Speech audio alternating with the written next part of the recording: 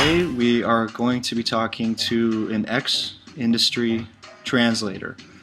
I'm going to let her kind of tell where she comes from and how long she's been in the industry, and we'll go from there. And what we're going to do today is we're going to take you through probably one of the biggest online marriage agency, international dating agencies that there is out there. We're going to actually show you what really happens when these girls are translating for the women on the sites. How that works, who you're actually talking to is not who you really think that you're talking to.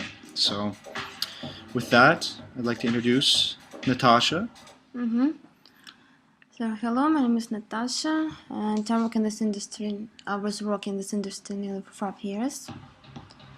And right now I'd like to show you how we live chats working. Okay, so the front end of this site is much different than what the girls who are doing the translation see. There's the front end site where you search, where you're doing the chat as the men on the site, and then there's a completely different site for the Ukrainian women here that see kind of the back end, how they're chatting. So what most men, very, very, very, very few men really know is that these men that are chatting with these women supposedly online are actually speaking with translators, right? So can you talk a little bit about how you got started, like with this specific company, or how the process actually works with who you're working with when you're translating for these women? So when this company doesn't have their own database of ladies, that's why they are looking for the agencies who would like to work with them. And after that, the local agencies share their girls with this agency. And after that, we got two opportunities to communicate with men. It's like chat or letter writing. Right, like we can see here, over here on the left. Yes. This is how, when you're working for this company as a translator, you'll log in and do live chatting here, I'm right? logging at the girl, and I'm getting into live chat. And after that, I try to get as many clients as I can and start talking to them. So everybody that's watching this video here is dying to know. So they believe that they are chatting with some beautiful, gorgeous Ukrainian girl. Is that the truth? Not always. I will explain why. So if the webcam is turned off, it's for sure that you're chatting only with translator. If the webcam is working, there are two variants. Like first one is it is a real girl, but it's very, very rare. And the second one, yes, it's a girl, but she's paying by the agency to come and to sit over the webcam. Okay, so we're saying that there's two ways that it works. It's either live chat where there's no video involved, and so you're almost certainly have no interaction, no chat with the girl that you think that you're talking to, right? None. So there's no correspondence with the translator. She's not going to this girl and asking her what the man says. What would you like to say back to him? No, because there is no use in doing that. You only will lose the time while you will try to reach the girl. So it's better to write letters by yourself. Right, because basically that's costing you money. So right now, what is this that we're seeing pop up on the right-hand side of the screen? It's the man who would like to talk with you right now. Because right now he's looking over your profile. When you say your profile, who is that? What does that mean? Whose profile? The girl's profile. Okay. He's looking at the girl's profile. The girl's profile that we are currently logged in under. Yes. He is looking at this girl's profile. He wants to chat with you, but you are not this girl. He was going to chat with the girl, but he's going to chat with me. So you would go over here and you would just click here, and that would open a chat window. Yes. And then you would begin chatting with Rex, who's a 56-year-old man from the USA. And but you're not her. You're right. Right? Right. So explain a little bit more. If you're not doing the live chatting, that's obviously not talking to the girl at all. So there's also video chat that's done a lot. So how does that work? So you are representing yourself as that girl if you're doing video chat? It's a video chat, you need to invite the girl to that video chat. But the same, girls can work as translators in that agency. The girl can be paid for doing that. And it's only a small percent of real girls who are really ready to come after their job and to sit over the camera and to speak with you. And okay, so what you're saying is almost entirely the girls that are willing to do the video chatting are really only the ones that are agency employees. Yes. And that are doing this only as a job. Yes. Because they really don't care about meeting someone at all. They're just an employee of some agency, and not even the big agency. They're really just an employee of a smaller agency that posts their profiles on the big, what we would call probably the big 3 or the big 4 companies that are in this business. Yeah, you're right. But no, they can be interested in meeting that male because again, they will share money with translator. For translation services, she will get presents, free lunch. Right. Okay, so maybe I didn't speak correctly. She may be interested in meeting this man, but she really has no desire to be with him or move to the Western world to start a family or to get married. Yes, right now you're right. Okay. So, can you show us a little bit, like as far as in the site, can we click through here and kind of see what you would be looking at if you were actually working? Yes, so we are clicking active chat. Someone that speak with us right now, but he disappears. So we're clicking live chat. Yeah, so Rex doesn't want to talk with us anymore, but we could have talked to Rex. So can you also tell us about in this business as a translator, how are you motivated? Why do you do this, and how are you compensated as a translator? Is it? Can you talk to men, multiple men? Yes, multiple men are always better than one. So sometimes even at the same time? Yes, sometimes you can talk like for 5, 6. 5, 6. You could be talking to 5 or 6 men at the same time. Yes.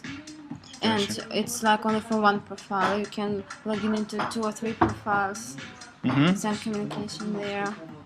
So something that I thought was very, very interesting that I learned from you is that when you're working as a translator in an agency, you have a certain amount of girls that you're almost assigned to, right? Right. You may have, what, 10 girls that you have to know intimately, their stories, what that looks like, what their lives are like, how to correspond back and forth with these men, right? Right. We're nearly 10 girls, but sometimes it depends on translator. So if like she's lazy, she can be only like with 2 or 3 girls. Okay. And everything depends on how much money you would like to have. With more girls, bring more money to you. Right. So again, this system is based on how many men you can chat with. Right? As many as you wish. As many as you wish, but how translators in this business with these agencies are compensated based on a system of volume. Yes. Right? How long they can chat with these guys. Yes, it depends on how many letters they send back and forth. Yes. And like for example on this website, translator receives money only when the client open letter from the lady. Okay. All in such way. So you can also say that these agencies are training their translators specifically on tactics, on what they should say that's going to get them the highest probability. Yes, what photo you should put, what the subject of the letter should be that the man would like to open it and just spend money on that. So yes, because in my work I've met, I don't know, 1 or 2 ladies who know how to write letters. So, and majority of girls, they do not write at all. So, and men can send like 1,000 words and the lady can respond him with like 1 or 2 sentences. And you won't receive money for that. So for you it's much better to write letters from yourself. Because it's your salary. So we're seeing all of these guys, like 45 contacts here on the left, right? Yeah, but there are more. They show it on like 45, and each time they change it. They change. So who are these guys? Are these guys that you're supposed to be trying to chatting with? Mm-hmm. So you can get on there, pick this guy, Yes. pick Alfonso, and click him and say hello. How are you doing? Yes. Here we can see Alfonso. Okay. And so you just say hello, and that's like your introduction.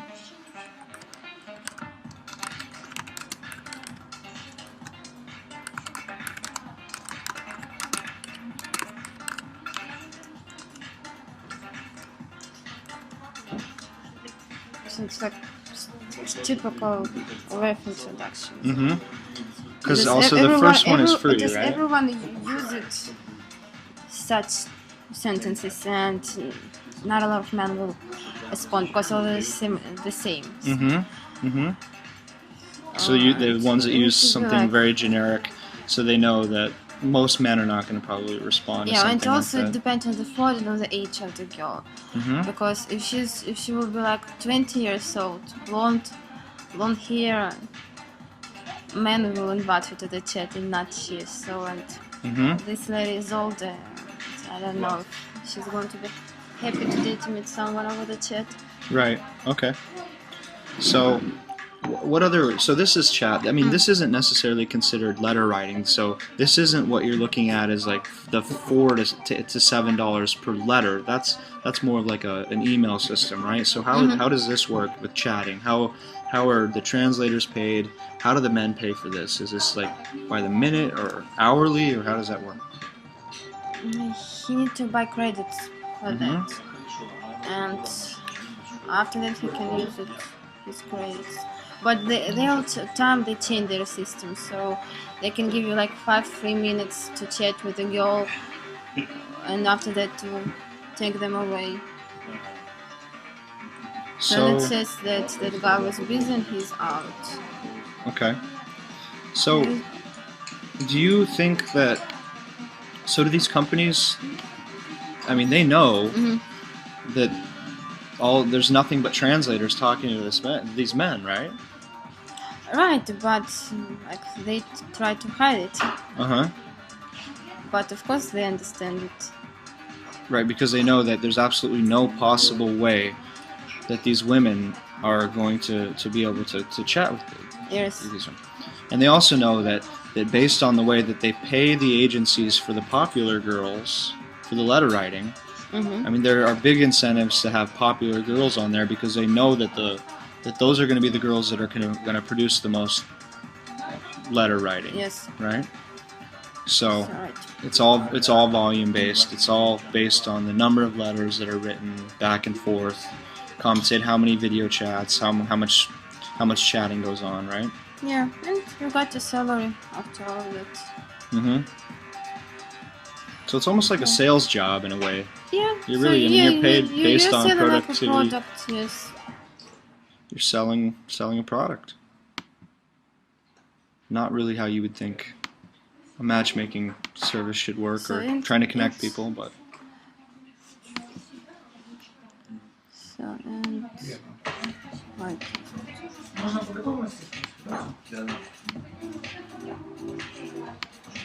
So what happens once you start corresponding with a specific guy regularly? If you finally get him on chat, he says hello, he wants to chat with you, then what happens?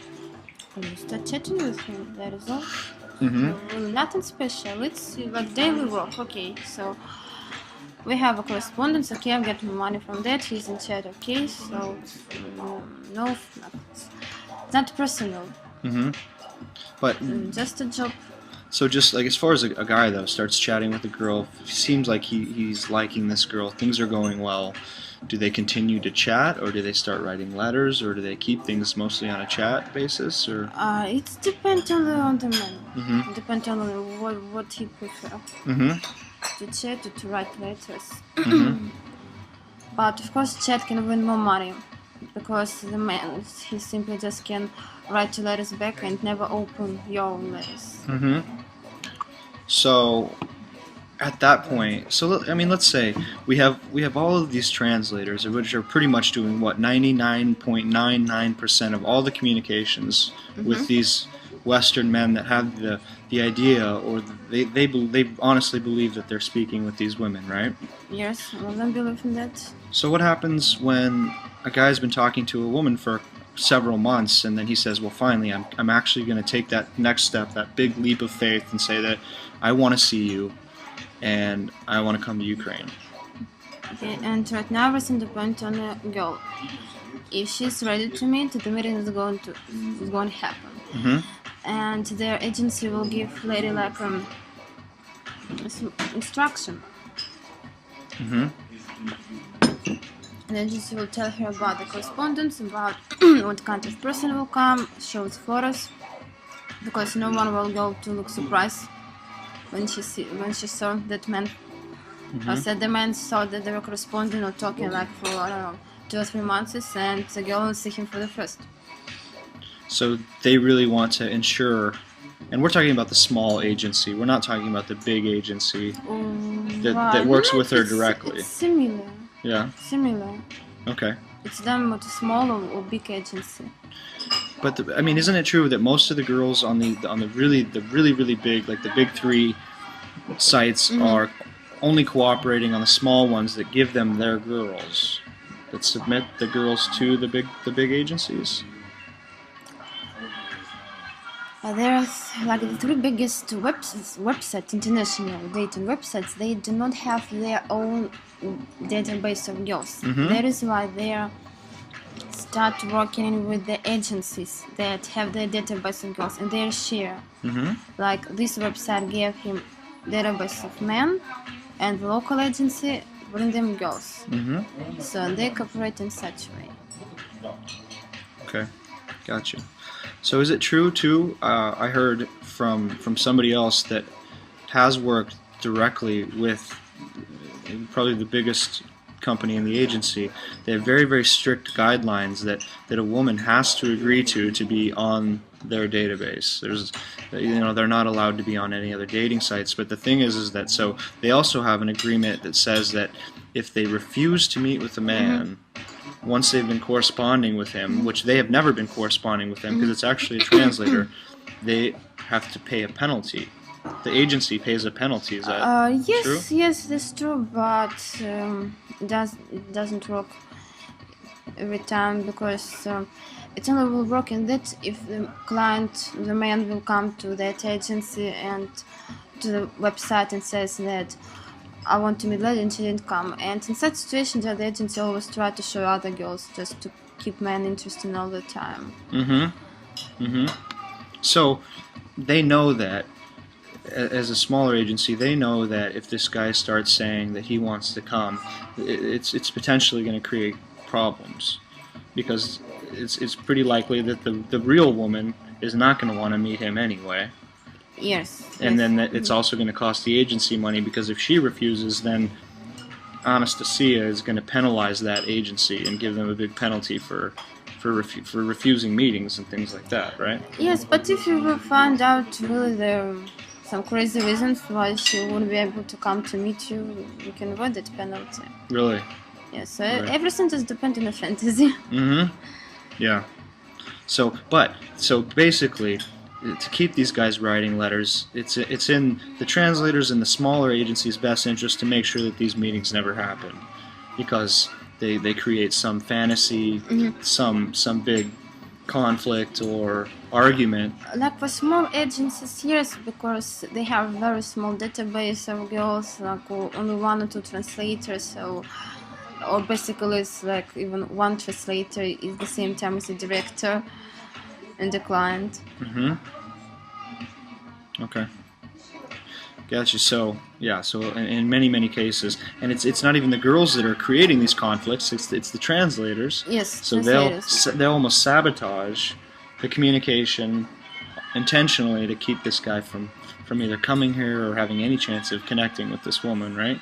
Right. And then it all repeats and repeats over and over and over, because many people, and what we've discovered, so much of this this business is driven by letter writing, because so few men actually ever come to Ukraine to meet somebody.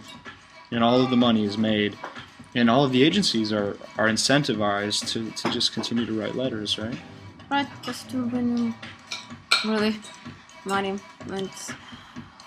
And if like a man can come, he will pay like for introduction only, and if he knows Russian, there is no translator and so on. Right. So it's much better if he will never come. Yeah, and again, I mean, we've seen like $50 introduction fees, which is a couple letters. I mean, a man will spend that in a couple letters anyway. So, plus having to deal with a guy coming here and having a person come to meet him and introduce him. So again, it doesn't seem like that, in the grand scheme of just purely for them to make money, it's not nearly as profitable as it is for just to write letters. Yes, writing letters and chats are profitable. Yep. So, moral of the story is, it's not what you think it is.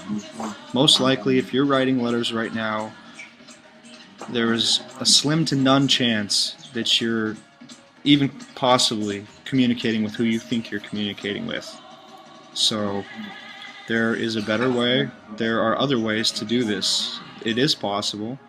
But just want to inform everyone out there about what's really going on with letter writing.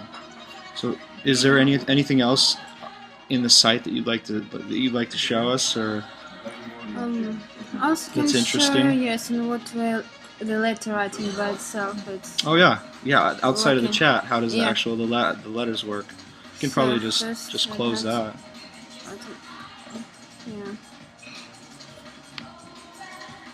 Yeah. So first I need to find a man. So do you think that, do you know what most men are they primarily writing letters, or are they mostly chatting, or? Oh, really, I'm not able to say. Yeah. It's everything depends on the person. Someone likes to write letters, someone likes to chat. Mm-hmm. So here you can see in what way you can find them in. Like each. Okay. It's good, like. So this is on the women's side. So they have search functionality to search based on finding a man. So this will pull up anybody from 45 to 65 years old.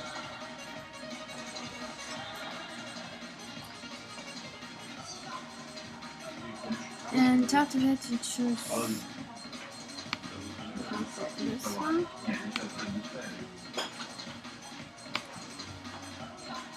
So this kind of shows his profile, all the details that he has. And so Yes. now what you would do as a translator, you would just go through these guys and... Yes, and after that I have such opportunities like to start chatting, write letter, or send him a gift, or print his profile. So if I would like to send a letter, I click send letter. So this is the form. Here you see the name of the girl, name of the guy, and here we'll put letter. So we've also heard that most girls, translators, because again it's about making money, they have almost like templated introduction letters, templated letters for all of the girls that they represent, and they just copy paste over and over and over and send as many letters as they possibly can, because the idea is to get as many men to respond, because that's when the money starts getting made, right? Right. So. And then I put here my letter, and also can send a photo. Like Here, an attachment or photo. Yes, the name of the photo and photo by itself. And send. Gotcha. Okay. And here, like, it's her mailbox. It's only. It's not very popular. She got only 3 letters. And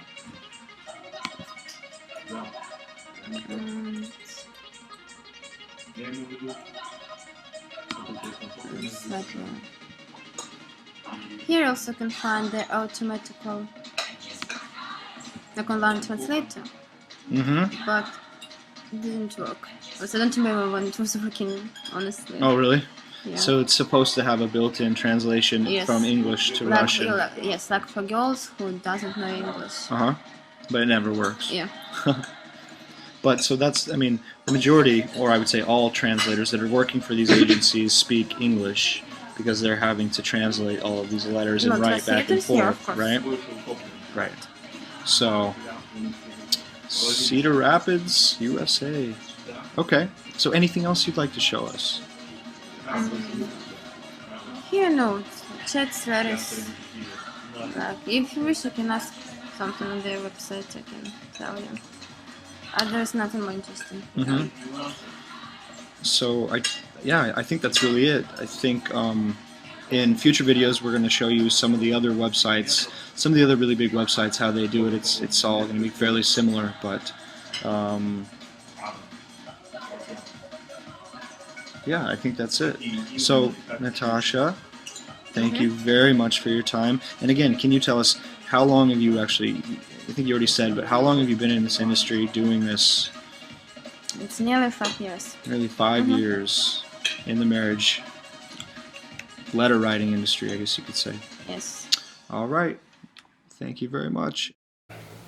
Hey, it's Joe here. How are you doing? Listen, I wanted to talk to you openly and personally for a moment here. Maybe you're like I was, divorced 2 times and just really distraught and given up on ever finding your other half, a soulmate, your best friend, somebody that's amazing, smart, sexy, talented, educated woman that will rock your world in more ways than you can imagine.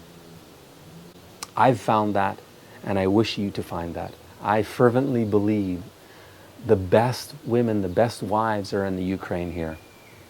And when I first came to the Ukraine, I went around from agency to agency, countless agencies, and talked to countless women. And that's why I'm doing this video interview series for you now, is so that you can uncover and discover the path for your success. I believe 90% of your success will depend on one thing. The other 10% will depend on your education and the time that you put into understanding the Ukrainian mentality, mindset, and what they're looking for in a man to decide if you're that kind of man. The 90% of your success part, I fervently believe, is finding a matchmaking service that's private and personal and will look for your other half for you. That's going to avoid the landmines and the frauds and scams. So if you want to avoid all of that and the heartbreak and getting your pocketbook broken, I think that's the best thing you could do. If you've decided that's the path you want to pursue, then I'd be happy to share a couple of the diamonds in the rough agencies that I've uncovered here in the Ukraine that are all about private, personal matchmaking. I've met and know the owners, and I know they're genuine and real. So shoot me an email. I'll be happy to make a personal private introduction with you. I do make a referral fee, so you know up front. And I wish you all the best in your personal journey to find and marry the most incredible, amazing Ukrainian wife you could possibly imagine. That said, take care for now and all the best.